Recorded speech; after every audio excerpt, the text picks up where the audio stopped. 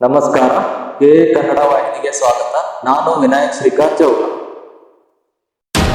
ಮಾನ್ಯ ಮುಖ್ಯಮಂತ್ರಿ ಸಿದ್ದರಾಮಯ್ಯ ಸರ್ ಕರ್ನಾಟಕ ರಾಜ್ಯದ ದಿನಗೂಲಿ ನೌಕರರಿಗೂ ತುಟಿ ಭತ್ಯೆ ಮತ್ತು ಕಾಯಂಗೊಳಿಸುವ ಸಲುವಾಗಿ ತಮ್ಮಲ್ಲಿ ಕರ್ನಾಟಕ ರಕ್ಷಣಾ ವೇದಿಕೆ ಮತ್ತು ವೀರ ಕನ್ನಡಿಗರ ಗರ್ಜನೆ ವತಿಯಿಂದ ಮನವಿ.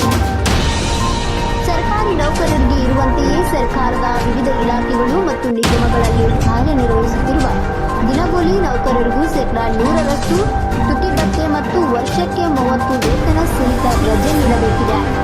ಅವರು ಕೂಡ ಈಗ ಸೌಲಭ್ಯಗಳಿಗೆ ಅರ್ಹರಿದ್ದಾರೆ ಎಂದು ಹೈಕೋರ್ಟ್ 10 ಜುಲೈ 2020 ಆದೇಶ ಮಾಡಿತ್ತು. ಆದರೆ 4 ವರ್ಷ ಕಳೆದರೂ ಸರ್ಕಾರ ಯಾವುದೇ ರೀತಿ ಕ್ರಮ ತೆಗೆದುಕೊಂಡಿಲ್ಲ.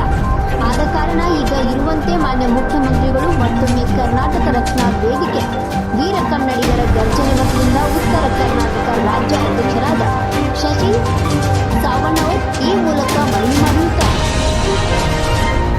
ಒಂದು ವೇಳೆ ಆಗದೆ ಹೋದಲ್ಲಿ ರಾಜ್ಯದಾದ್ಯಂತ ಪ್ರತಿಭಟನೆ ಮಾಡಬಹುದು.